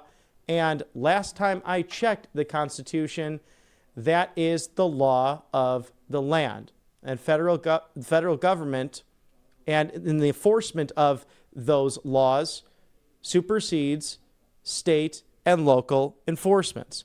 Now, Minneapolis Police Chief Brian O'Hara, any participation in immigration enforcement would have a chilling effect on our community to a bias-free community-oriented policing. So it's really radical and extreme as these elected officials continue to placate to a radical base and perhaps in turn break the law in the process. So we'll stay on this very important story as it continues to develop throughout Minneapolis and the greater whole of Minnesota, as it may be the scandal of the year. Not only the fraud, waste, and abuse with SNAP and what's happened in the illegal immigrant community, mostly from Somalia in that great city of Minneapolis, as Vice President J.D. Vance joked before the turn of the year at Turning Point USA's America Fest that someone was running for mayor of Minneapolis, as Jacob Fry won re-election in that race last year. President Trump is taking to the road this year with a number of different items, from tariffs to domestic tranquility, and how all of those costs can be brought down with reforming health care, but also Greenland being a huge outlook for not only this calendar year, but throughout the rest of his presidency, as we are approaching that one-year anniversary tomorrow when he took that oath of office. President Trump taking to Truth Social over the weekend, stating that we have subsidized Denmark and all of the other countries in the European Union and others for many years by not charging them for tariffs or any other forms of remuneration. Now, after centuries, it is time for Denmark to give back. World peace is at stake. China and Russia want Greenland, and there is not a thing that Denmark can do about it. They currently have 2 dog sleds as protection, one added recently. Only the United States of America, under President Donald J. Trump, can play in this game, and very successfully at that. Nobody can touch and will touch this sacred piece of land, especially since the national security of the United States and the world is at stake. On top of everything else, you have Denmark, Norway, Sweden, France, Germany, the United Kingdom, the Netherlands, and Finland, who have journeyed to Greenland for purposes unknown. This is a very dangerous situation for the safety, security, and survival of our planet. And these countries who are playing this very dangerous game have put a level of high-risk play that is not tenable nor sustainable. Therefore, it is imperative that in order to protect global peace and security, strong measures must be taken so that this potentially perilous situation ends quickly and without question. Starting on February 1st of 2026, all of the above mentioned countries, Denmark, Norway, Sweden, France, Germany, the United Kingdom, the Netherlands, and Finland, will be charged a 10% tariff on any and all goods sent to the United States of America. On June 1st of 2026, the tariff will be increased to 25%. This tariff will be due and payable until such time a deal is reached for the complete and total purchase of Greenland. The United States has been trying to do this transaction for over 150 years. Many presidents have tried, and for good reason, but Denmark has always refused. Now, because of the Golden Dome and modern-day weapon systems, both offensive and defensive, the need to acquire is especially important. Hundreds of billions of dollars are currently being spent on security programs that will be able to create the dome. So we know what's happening in Israel right now with that dome to protect its homeland. President Trump wanting to replicate that right here in the lower 48, as Alaska calls it, including for the protection of Canada as well. And this very brilliant system, but highly complex system, can only work at its maximum potential and efficiency because of the angles, the meets, and bounds if this land is included in it. So President Trump, with his very long post, concludes that the United States of America is immediately open to negotiation with Denmark and or any of these other countries that have put so much at risk. Despite all that we have done for them, including maximum protection over so many decades. Thank you for your attention to this matter. And this really does matter, and I got to see this covering local news in Anchorage, Alaska. Again, it was once called Seward's Folly, William Seward, the Secretary of State for Abraham Lincoln. But with purchasing Alaska, and known as the Great Land, if you actually look at the native translation of Alyeska, this great land went from Russia to the United States for a purchase of 2 cents on the acre, an amazing deal at the time. And in doing so, equipped and supported the Pacific Fleet as that grew out from the late 19th century into World War I and World War II. And when it came to the Cold War, was incredible trade routes, not only by foot as it once was in the Bering Strait, but with transnational and global trade via private and public partnerships. Many pilots getting stationed up there. It's the one Anchorage, Alaska there, the municipal airport, having remained open for the longest continued period of time, regardless of temperature, snow, ice on the ground. It does not matter because they know whether it's UPS carrying it to any global trader, they have to get planes in and out and refueled in Anchorage. You'll see some of the biggest planes there in the municipality. So it was really remarkable to study and watch just off of J-Bear and to see that beautiful Cook Inlet and what explorers saw centuries ago discovering this great land, overlooking those beautiful waters and mountains of countless different military planes to private planes that secure the United States homeland. In turn, Greenland, as large as Alaska is, if you put it on the lower 48, it covers Charleston, South Carolina, all the way past with the Aleutian Islands, Los Angeles, California, if you can imagine that for a second. Greenland is 2 or more sizes of Alaska's. So you think almost 3 times larger than that of the state of Alaska.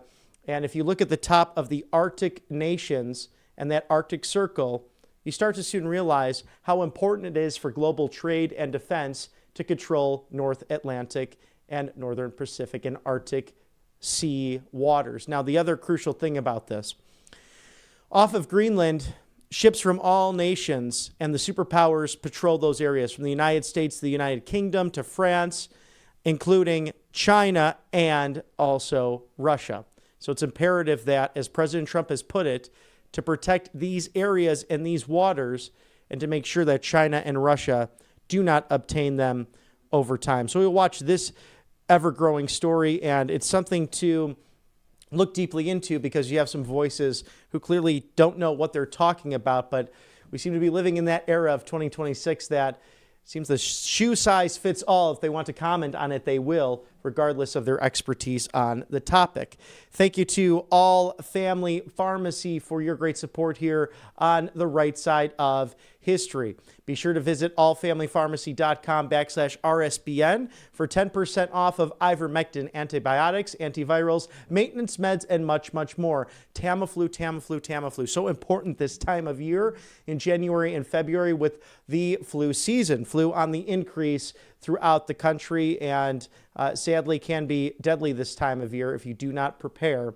So make sure to get these 300 plus options here at All Family Pharmacy using code RSBN10 and the pharmacy that supports your medical freedom. Scan that QR code now because they're changing the ball game and how people do not have to succumb to the traditional pharmacy runaround. And some of these pharmacies that do not even prescribe these life-saving medications like NAD Plus and methylene blue to emergency medical kits that you could stock up in your medicine cabinet or simply take with you on the road when you're going on vacation. Very easy to do that, so I'll take you through the process. You order this, and a U.S. licensed medical doctor reviews the order, sends it to your door, and you don't even need insurance. Whether you're having an issue with employer-based or you don't have any at all or problems with Obamacare, don't worry about that. Just a pharmaceutical note to send in and then to have that all reviewed and sent back to your door in a matter of days. This is an amazing group that's out there that is making this convenient for those online, and this is a very good option, especially for those who value convenience. allfamilypharmacy.com/RSBN, the place to go. Code RSBN10. Thank you to Michael Kunzler and the great team at All Family Pharmacy. Also, mypillow.com/RSBN. We love Mr. Mike Lindell. We love that he is running for governor of Minnesota. That's going to be a great race, as it's now the lame duck governor up there who's done a terrible job with the waste, fraud, and abuse, Tim Walz. So we'll see who will replace him. Mike will have a competitive Republican primary, and I'm sure an even more competitive, potentially, race in the general election. But in the meantime, of course, he's the great CEO of mypillow.com/RSBN. You have 2,000 options on that great site, from the MyPillow 1.0, the MyPillow 2.0, the My Coffee, the Giza Dream Sheets, and also those My Slippers. Nice and comfy to have a little bit more comfortable of a night to an even better morning. You know that Mr. Mike Lindell out there giving you the best products and extending his Christmas sale. You can save up to 80% now, a big 80. Support Mike Lindell and RSBN by shopping now at mypillow.com/RSBN. Thank you to Mike and his amazing people. They make everything right in Minnesota. It's all made in the USA, and we deeply appreciate him. Again, code RSBN, easy to remember. If you like what you see here, your go-to live desk, also your rally network as we gear up for the 2026 midterms. Support us right here at Right Side Broadcasting Network. It's rsbnetwork.com/donate. You can text RSBN to 801-801. There's also an address for check or money order, 1550 Opelika Road, Suite 6, Box 344, the loveliest village on the plains. It's 1550 Opelika Road, Suite 6, Box 344. It's the loveliest village on the plains, Auburn, Alabama, 36830, as you catch some shots from 2024 in the campaign trail. Get All America First updates and exclusive offers right here at rsbnetwork.com/newsletter. There you can like, share, and subscribe across all channels.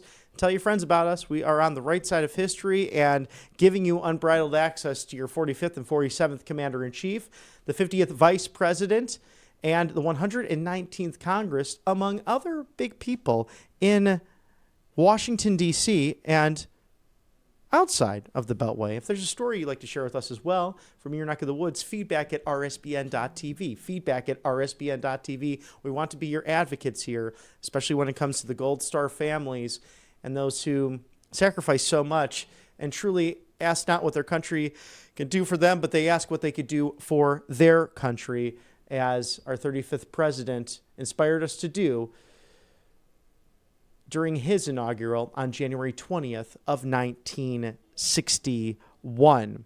Now, President Trump sharing on True Social as well, everyone asking about the auto pen over the weekend. What was done was totally illegal, and anything signed the way is of no further force or effect. The person who worked the auto pen had no idea whether or not Biden approved of what he was doing. There was no order in writing, and it was absolutely illegal act perpetrated by the radical left insurrectionists who illegally ran the Biden administration. Every one of them should be arrested for what they have done to the country, and they did not win the presidency. But when you think about it, neither did Joe Biden. The whole thing was rigged.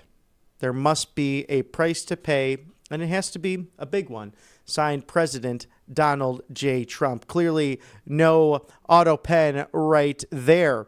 Also, President Trump sharing, as you know, he loves college football. And tonight, the college football national championships with Mr. Mendoza quarterbacking an amazing team against Carson Beck, who can be controversial at times, but a hard worker.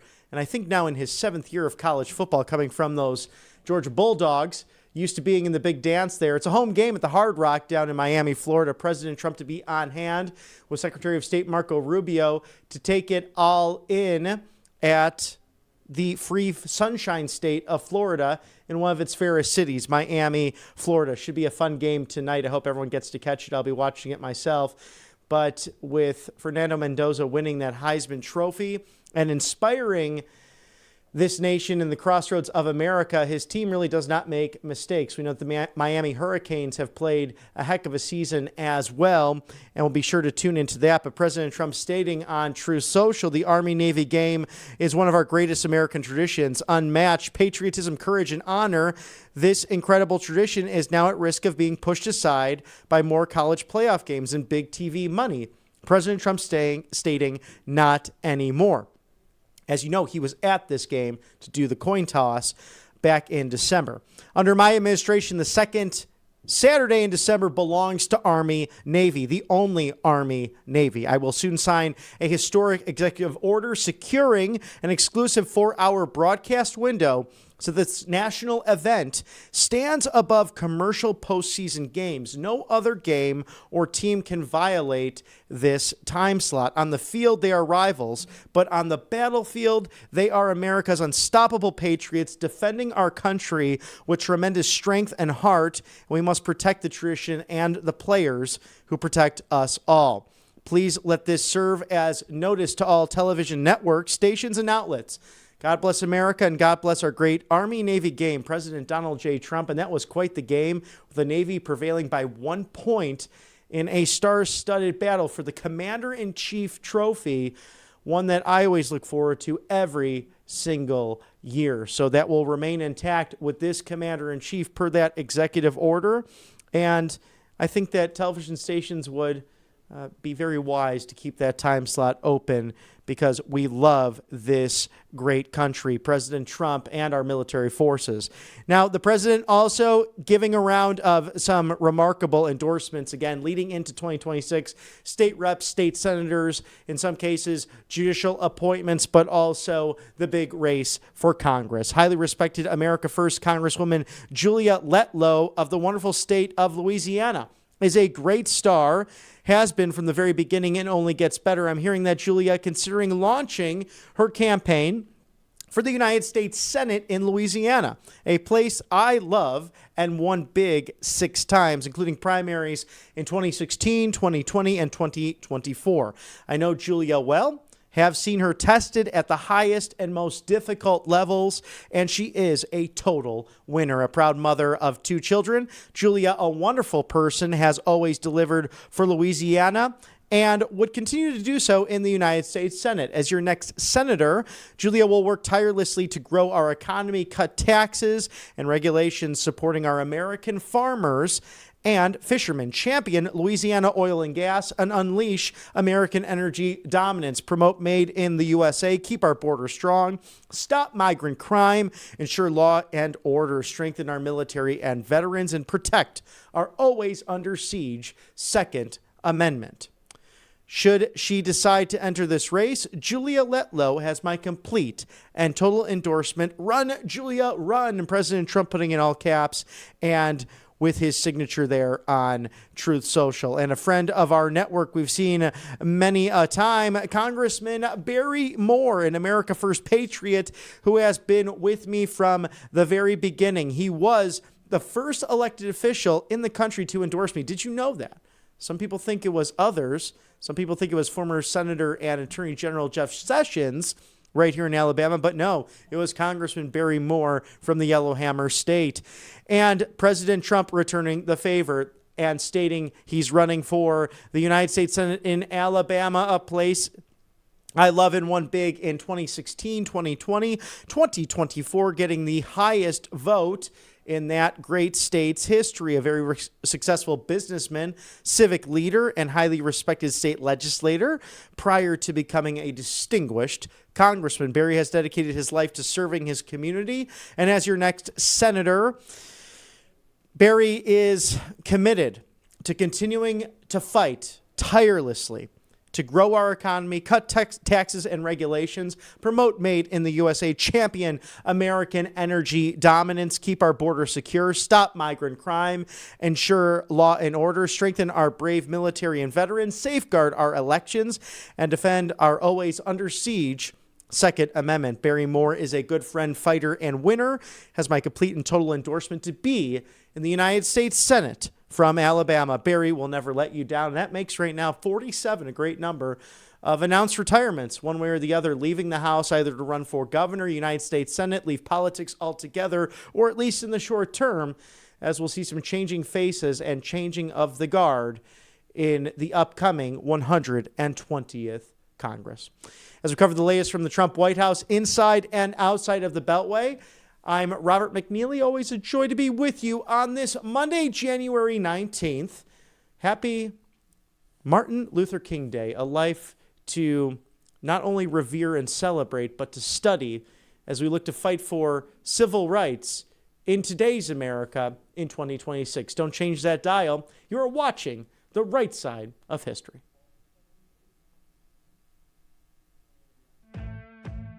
Welcome to Right Side Broadcasting Network, your trusted conservative news outlet.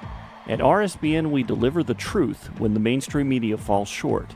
Since 2015, we've proudly broadcasted every single one of President Trump's iconic MAGA rallies, bringing you the excitement and energy live before anyone else.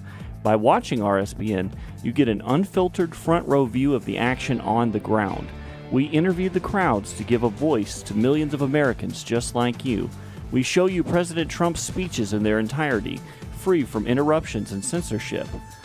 We cover the stories that matter to you with the integrity and passion you deserve.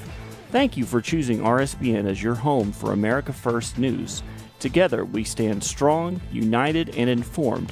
So join us and be part of the right side of history. Hey y'all, it's Silk from Diamond and Silk Chit Chat Live. Look, don't forget to watch my show right here at Right Side Broadcasting Network, and I want you to support Right Side Broadcasting Network. It's imperative that you do so, okay? Bye-bye.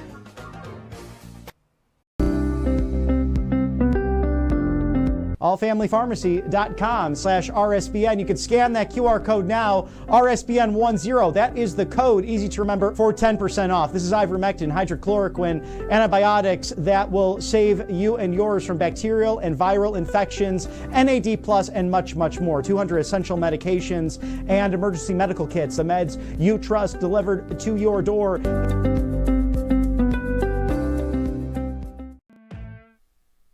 Welcome back to Right Broadcasting Network on this Martin Luther King Day. We hope you do have the day off or time to spend with your family and reflect upon not only a great man from Atlanta, Georgia, an amazing thing. They're actually refurbishing his hometown birthplace, and that wonderful home stands a testament to what can be built in 3 generations of pastors who turned to the Word of God, who invoked Exodus, who stated from the Lincoln Memorial, "Good God Almighty, we are free at last," and screaming that, yelling it, praising it from the rafters, and with great people who have walked in that lineage, especially of Black Americans who have fought for civil rights in countless generations of both Republican and Democrat ranks. It's right to pause and take a moment today to reflect on the life and legacy of the great Martin Luther King Jr., the pastor, the reverend, the great negotiator, and the peace activist, and always reminding people as they protest and as they take to the streets or even into their halls of Congress and civic institutions to always do so peacefully and patriotically, an inspiration to countless Americans. And we will see that in just a few days, January 23rd, the March for Life, with Alveda King, his niece, leading that way and fulfilling the will of God for this great nation as we mark America 250 in the history of this great nation. Vice President J.D. Vance to headline that March for Life that will bring together Catholic, Orthodox, Protestant, Jews to non-believers, and people of all faiths and stripes and backgrounds in order to fight for that great civil rights moment of our time, the right to life, liberty, the pursuit of happiness, what's enshrined into our very founding documents, and especially now, the most vulnerable in society, to protect them inside of the womb, outside of the womb, and also against the scourge that has become known as the modern slavery of human trafficking, as we are passionate about stopping those things and exposing those evils here at the network.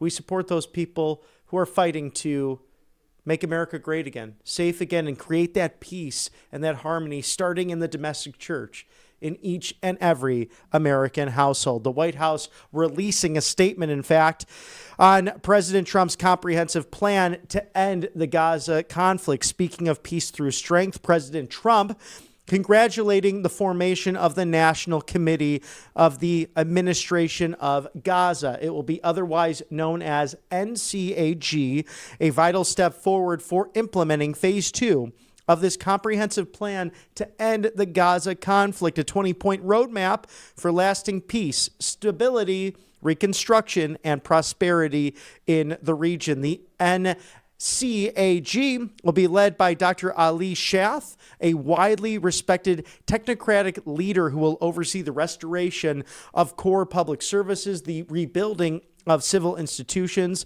and the stabilization of the daily life in Gaza, while laying the foundation for long-term self-sustaining governance. Dr. Shath brings deep experience in public administration, economic development, and international engagement, widely respected for his pragmatic, technocratic leadership and understanding of Gaza's institutional realities. The milestone perfectly aligns with the United Nations Security Council Resolution 2803 back in 2025, which endorsed President Trump's comprehensive plan and welcomed the establishment of the Board of Peace. Now, the Board of Peace will play an essential role in fulfilling all 20 points of the president's plan, providing strategic oversight, mobilizing international resources, and ensuring accountability as Gaza transitions from conflict to peace and development. Now, the operation that will encompass the Board of Peace vision right off the bat, under the chairmanship of President Donald Trump, and founding executive board members has been formed, composed of leaders with experience across diplomacy, development, infrastructure, and economic strategy. These appointed members under Chairman President Donald J. Trump will be Secretary Marco Rubio, Steve Witkoff, his special assistant, also son-in-law Jared Kushner, and truly the author of the Abraham Accords and the amazing work he did in the first administration, continued now in peace negotiations throughout the Middle East. Sir Tony Blair, the former Prime Minister of the United Kingdom, Mark Rowan, also A.J. Banga, and Robert Gabriel. Each executive board member will oversee a defined portfolio critical to Gaza's stabilization and long-term success, including, but not limited to, governance, capacity building, also regional relations, reconstruction, investment attraction, and large-scale funding, and capital mobilization. In support of these operations and this model, the chairman, President Trump, appointing Aria Lightstone and Josh Gruenbaum as senior advisors to the Board of Peace, charged with leading day-to-day strategies and diplomatic procedures into an exhaustive and disciplined execution. As we continue to talk about this Gaza peace plan, thank you to All Family Pharmacy, where you can visit today and get these life-saving medications, have them ready in your medicine cabinet, or simply to take on the road with you if you go on some vacations post the holidays, and perhaps if you're going skiing out west, you might want to have some of these life-saving medications with you, from Tamiflu to ivermectin, hydrochloroquine, NAD+, methylene blue, antibiotics, antivirals, and much, much, much more, including emergency medical kits. Great to be first aid on the road. In fact, it's better than a first aid kit, as in case you get any of these flus or these nasty colds out there, you'll be well handled and safe. Now at allfamilypharmacy.com/RSBN, they are the pharmacy that's truly changing the game, especially online, for those who value convenience, but also those who want to break down the traditional barriers of pharmacies who won't prescribe these life-saving meds. They support medical freedom. They support the right to try and most favored nation status. And if you don't have insurance, it's no hassle, no problem. They just need a pharmaceutical note. How easy could that be? It gets reviewed by a licensed U.S. doctor on the other end, and they review that. They send it right to your door in a matter of days, and then there you go. allfamilypharmacy.com/RSBN, protecting you and yours and what matters most, your health, with code RSBN10, RSBN10. Scan that QR code there now, as we also are grateful for you, the viewer here at Right Side Broadcasting Network. If you can help us to continue getting the truth out there in this new media that is taking on a legacy corporate entity that's lasted years and years and years, please feel free to donate to us. It's over at RSBN. If you text RSBN to 801, that is one way to do it. You can also visit rsbnetwork.com/donate as your go-to live desk and your go-to rally network. As we gear up for the 2026 midterms, feel free to send a check or money order to 1550, that's 1550, Opelika Road, Suite 6, Box 344. It's the loveliest village on the plains. This is Auburn, Alabama, 36830. We are grateful for all of your support. That address, once again, 1550, Opelika Road, Suite 6, Box 344. The loveliest village in perhaps all of America. Forget just the plains. It's Auburn, Alabama. A great place to live, work, and raise a family. Home to Right Side Broadcasting Network and that great Auburn University. Thank you for supporting us here on the right side of history. Also, with the service of this Board of Peace, you will have many advisors coming into discussion with some of the most profound people of the 20th and 21st centuries when it comes to foreign policy and national defense, and the framework of what is to bring peace and prosperity to all of Gaza. The United States remains fully committed to supporting this transitional framework, working in close partnership with Israel, key Arab nations, and the international community to achieve the objectives of the comprehensive plan. The president calls on all parties to cooperate fully with NCAG and the Board of Peace, the International Stabilization Force, to ensure the swift and successful implementation of this comprehensive plan. So lots on the docket, from Greenland to the future of Gaza, the Middle East, Iran, and everything happening there, as we pray fervently for our brothers and sisters taking up resistance to a Republican Guard and mullahs and a tyrannical government in the Islamic Republic of Iran. If you look at those old videos and photos before the Shah was removed and before the revolution, my goodness, Iran looked a lot like 1970s America, and prosperity once was there, just like in 1992 Venezuela, as we're seeing so many reforms happening with Marina Corina Machado specifically, President Trump receiving her Nobel Peace Prize as she gifted it to the President of the United States. An amazing story that I was not aware of. She has a collection of 7,000 rosaries and gifted one to President Trump and thanked him for his strong stance a decade ago in 2016. That's a big theme right now. What were you doing in 2016 with your pictures and your photos? And were you there on the ground campaigning for the future of Make America Great Again? Perhaps you were initially against it and you come to the right side of history. But at that time, when she was imprisoned after winning her election, President Trump told the Venezuelan dictatorship of Maduro, Flores, and company, do not touch a hair on her head.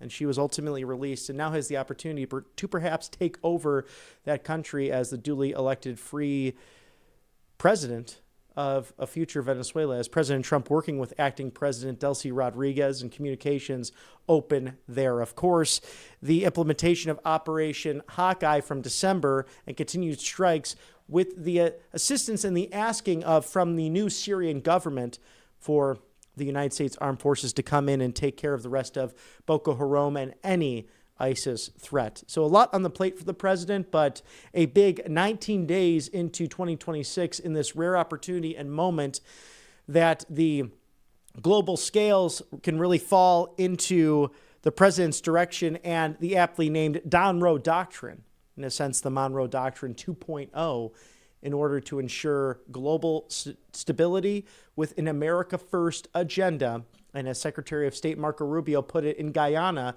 in February of last year, if it does not serve the American people, if it does not service our interests first, then we are not interested in said objective.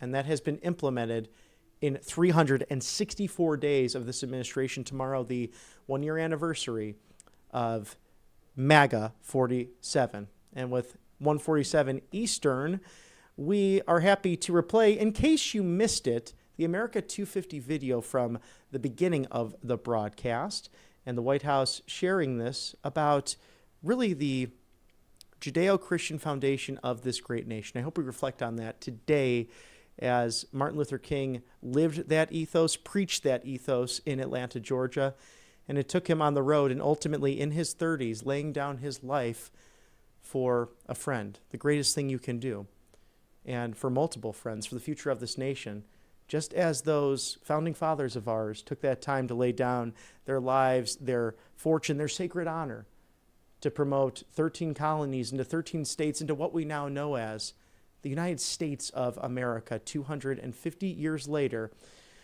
And this great video reminding us of how dear and true not only our father of this country, General George Washington, what he bestowed upon us, but the very blessing of religious liberty and a constitutional republic that will, God willing, stand the test of time.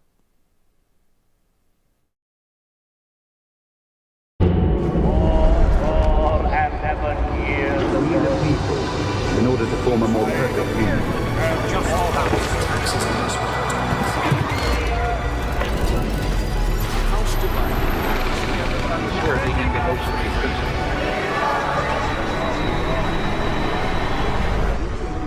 To each other, our lives, our fortune, and our sacred honor.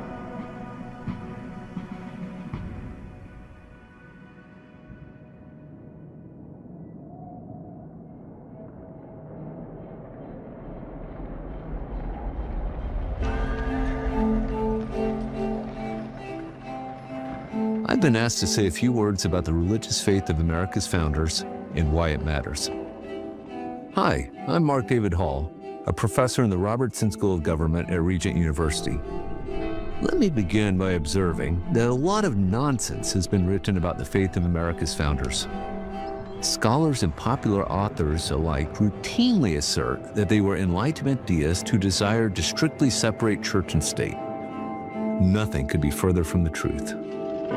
On September 24, 1789, the House of Representatives approved what would become the First Amendment, an amendment that includes these important words: Congress shall make no law respecting an establishment of religion or prohibiting the free exercise thereof.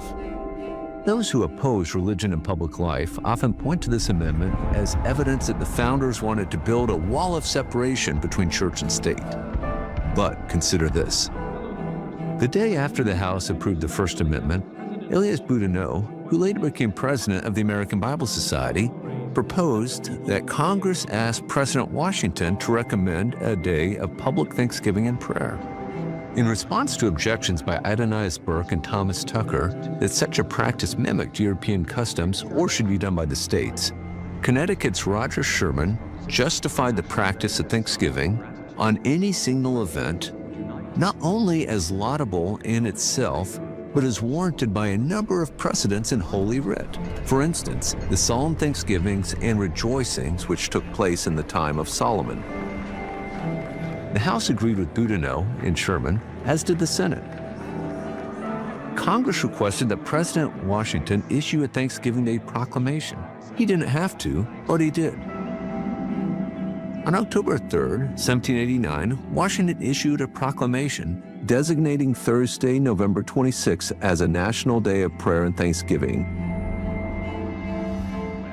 Whereas it is a duty of all nations to acknowledge the providence of Almighty God, to obey His will, to be grateful for His benefits, and to humbly implore His protection and favor, I do recommend the people of these states to the service of the great and glorious being who is a beneficent author of all the good that was, that is, or that will be, that we may then unite in rendering unto Him our sincere and humble thanks, and also that we may then unite in our most humble offerings and prayers and supplications to the great Lord and ruler of nations, and beseech him to pardon our national and other transgressions, to enable us all, whether in our public or private stations, to perform our several and relative duties properly and punctually, to render our national government a blessing to all people.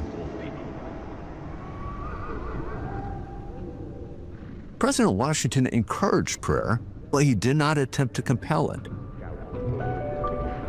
America's founders saw nothing wrong with civic leaders endorsing religious practices like prayer, but they had also come to a consensus that there must be no compulsion in matters of faith.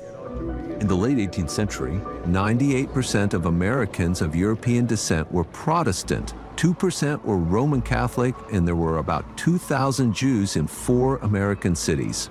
Although it is often claimed that many of the founders were deists, that label may be applied to only a handful of individuals. Now, Protestants are people of the book, that is, the Bible. So if faith was important to the founders, one would expect them to make significant use of the scriptures in their political writings. And they did. Donald Lutz conducted an impressive study of the pamphlets, articles, and books on political subjects in late 18th century America. The study found that the Bible was cited far more often than any other book, article, or pamphlet at the time. Indeed, the founders referenced the Bible more than all European authors combined, 34% to 22%. Think about that, 34% of all citations are to the Bible alone, only 22% to Enlightenment thinkers such as John Locke, Montesquieu, or Adam Smith. Did the founders' religious convictions make a difference in the creation of America's constitutional order? Absolutely they did. The Declaration of Independence. Its central paragraph relies on a theological claim. We hold these truths to be self-evident, that all men are created equal, that they are endowed by the Creator with certain unalienable rights, that among these are life, liberty, and the pursuit of happiness. For almost all of the founders, God is the source of natural rights, and it is a primary duty of government to protect these rights. Many Enlightenment thinkers in the era supported a strong centralized government run by experts. But America's founders would have nothing to do with this because they believed that humans are sinful. In Federalist 51, James Madison observed that if men were angels, no government would be necessary. If angels were to govern men, neither external nor internal controls on government would be necessary.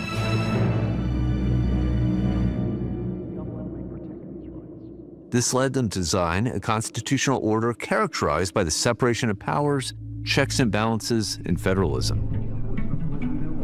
Critically, the founders believed that humans were created in the imago Dei, the image of God. In his 1793 Supreme Court opinion in Chisholm versus Georgia, Justice James Wilson, paraphrasing Psalm 139, observed that man, fearfully and wonderfully made, is a workmanship of his all-perfect Creator. He echoed this conviction in his law lectures, noting that innocent life must always be protected. He wrote with evident approval that, with consistency, beautiful and undeviating, human life from its commencements to its close is protected by the common law. Many founders were also coming to recognize that slavery fundamentally undermines the idea that all humans are created in God's image, and so they were coming to oppose it. This is why the Confederation Congress passed and the First Federal Congress reauthorized the Northwest Ordinance, a law that prohibits slavery in the territories, which became the states of Ohio, Michigan, Indiana, Illinois, Wisconsin, and part of Minnesota. As well, 8 states north of Maryland abolished or put slavery on the path to extinction between 1777 and 1804. Finally, the founders understood the Christian faith to require the robust protection of religious liberty for all. This is illustrated well by George Mason's draft of Article 16 of the Virginia Declaration of Rights, which reads, that as religion, or the duty which we owe to our divine and omnipotent Creator, and the manner of discharging it can be governed only by reason and conviction, not by force or violence, and therefore that all men should enjoy the fullest toleration in the exercise of religion according to the dictates of conscience, unpunished and unrestrained by the magistrate. Note how Mason's provision is grounded in the duty which we owe to our divine and omnipotent Creator. Now, this is not a bad provision, But James Madison, in his first significant public act, objected to the use of the word toleration in the article, believing that it implied that religious liberty was a grant from the state that could be revoked at will. The Virginia Convention agreed, and Article 16, which had a profound influence on subsequent state constitutions and the National Bill of Rights, was amended to remove the language of toleration to make it clear that the free exercise of religion is a right, not a privilege granted by the state. By the end of the Revolutionary era, every state constitution offered significant protection to religious liberty. The federal Constitution of 1787 did not have a religious liberty provision per se, but Article 6 prohibits religious tests for federal office. Now, some objected that this would allow non-Christians to be elected to federal office. Federalists conceded that this was the case, and many undoubtedly thought this outcome unlikely. But fortunately, they insisted on a constitution that did not favor one religious tradition over another. Anti-Federalists thought the Constitution did not sufficiently protect religious liberty, and they insisted that a Bill of Rights be added to it. In the face of popular outcry, the first Congress proposed and the states ratified a constitutional amendment prohibiting Congress from making a law respecting an establishment of religion or prohibiting the free exercise thereof. This provision clearly bans Congress from creating a national church, and it goes well beyond protecting the freedom of worship. It insists that citizens have the right to the free exercise of religion. Not only did the founders understand that religious liberty must be robustly protected, they recognized that the religious convictions of all Americans must be carefully guarded. I already mentioned Article 6's prohibition on religious tests, but let me close by returning to President Washington. In 1790, he wrote a letter to the Hebrew congregation in Newport, Rhode Island. Keep in mind, there were only about 2,000 Jewish citizens in America, and they had little political or economic power. As a matter of principle, not politics, President Washington insisted that all citizens possess alike liberty and conscience and the immunities of citizenship. It is now no more that toleration is spoken of, as if it was by the indulgence of one class of people that another enjoyed the exercise of their inherent natural rights. For happily, the government of the United States, which gives to bigotry no sanction, to persecution no assistance, requires only that they who live under its protection should demean themselves as good citizens, in giving it on all occasions their effectual support. Like James Madison, Washington emphasized that Americans have moved beyond toleration to respecting the inherent natural right of all people to the free exercise of religion. Washington closed this letter with the following paragraph. May the children of the stock of Abraham who dwell on this land continue to merit and enjoy the goodwill of the other inhabitants, while everyone shall sit in safety under his own vine and fig tree, and there shall be none to make him afraid. May the Father of all mercy scatter light and not darkness in our paths, and make us all in our several vocations useful here, and in his own due time and way everlastingly happy. There are 9 scriptural references in this last paragraph. One of them is to Micah 4:4, which reads, while everyone shall sit in safety under his own vine and fig tree, and there shall be none to make him afraid.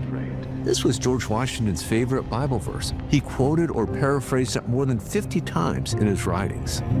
Today, we give thanks for our founders' religious faith and for their wisdom and foresight in protecting the sacred right of conscience in the First Amendment.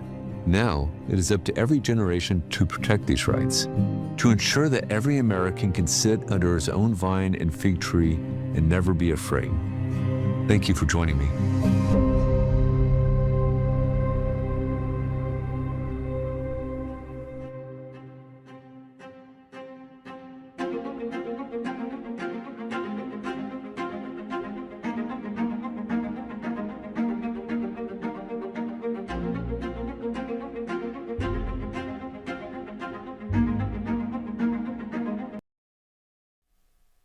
The story of America shared by the White House and the very Judeo-Christian foundation of this American experiment, now nearly 250 years young, as we reflect on the life and the legacy of the Reverend Martin Luther King Jr., now in its 40th year, signed by President Reagan to celebrate this time, this period right after his birthday or around his birthday in January, as it was January 15th. A man taken from us too soon at the young age of 39 on April 4th of 1968 by an assassin's bullet because he stood for truth and he stood for goodness. Hate cannot drive out hate, only love can do that. Darkness cannot drive out the darkness, only light can do that. As we reflect on the life and legacy of this great man and his widow, who we lost 20 years ago, almost to the day, on January 30th of 2006, we're thankful for people like Dr. Alveda King, his niece, and other members of the King family who continue that legacy, fighting for the unborn, those who do not have a voice, and those who are weak up against tyrants, not only here at home, but around the world, as we stand on the shoulders of giants celebrating our very own history. So think about this year and what you can do today and every day to make your community and your neck of the woods stronger, as we bid you adieu on this Monday, January 19th, 2026, the year of our Lord. Happy Martin Luther King Day to you and yours.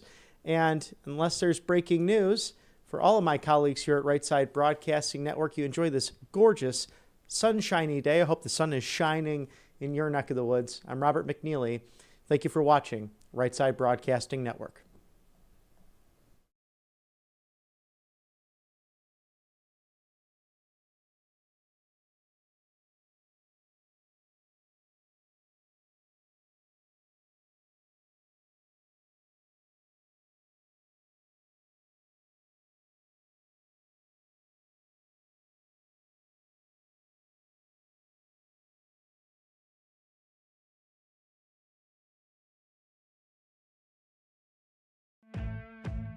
Welcome to Right Side Broadcasting Network, your trusted conservative news outlet. At RSBN, we deliver the truth when the mainstream media falls short. Since 2015, we've proudly broadcasted every single one of President Trump's iconic MAGA rallies, bringing you the excitement and energy live before anyone else. By watching RSBN, you get an unfiltered front row view of the action on the ground. We interview the crowds to give a voice to millions of Americans just like you. We show you President Trump's speeches in their entirety, free from interruptions and censorship. We cover the stories that matter to you with the integrity and passion you deserve. Thank you for choosing RSBN as your home for America First news. Together, we stand strong, united, and informed. So join us and be part of the right side of history. Hey y'all, it's Silk from Diamond and Silk Chit Chat Live. Look, don't forget to watch my show right here at Right Side Broadcasting Network, and I want you to support Right Side Broadcasting Network. It's imperative that you do so, okay? Bye-bye.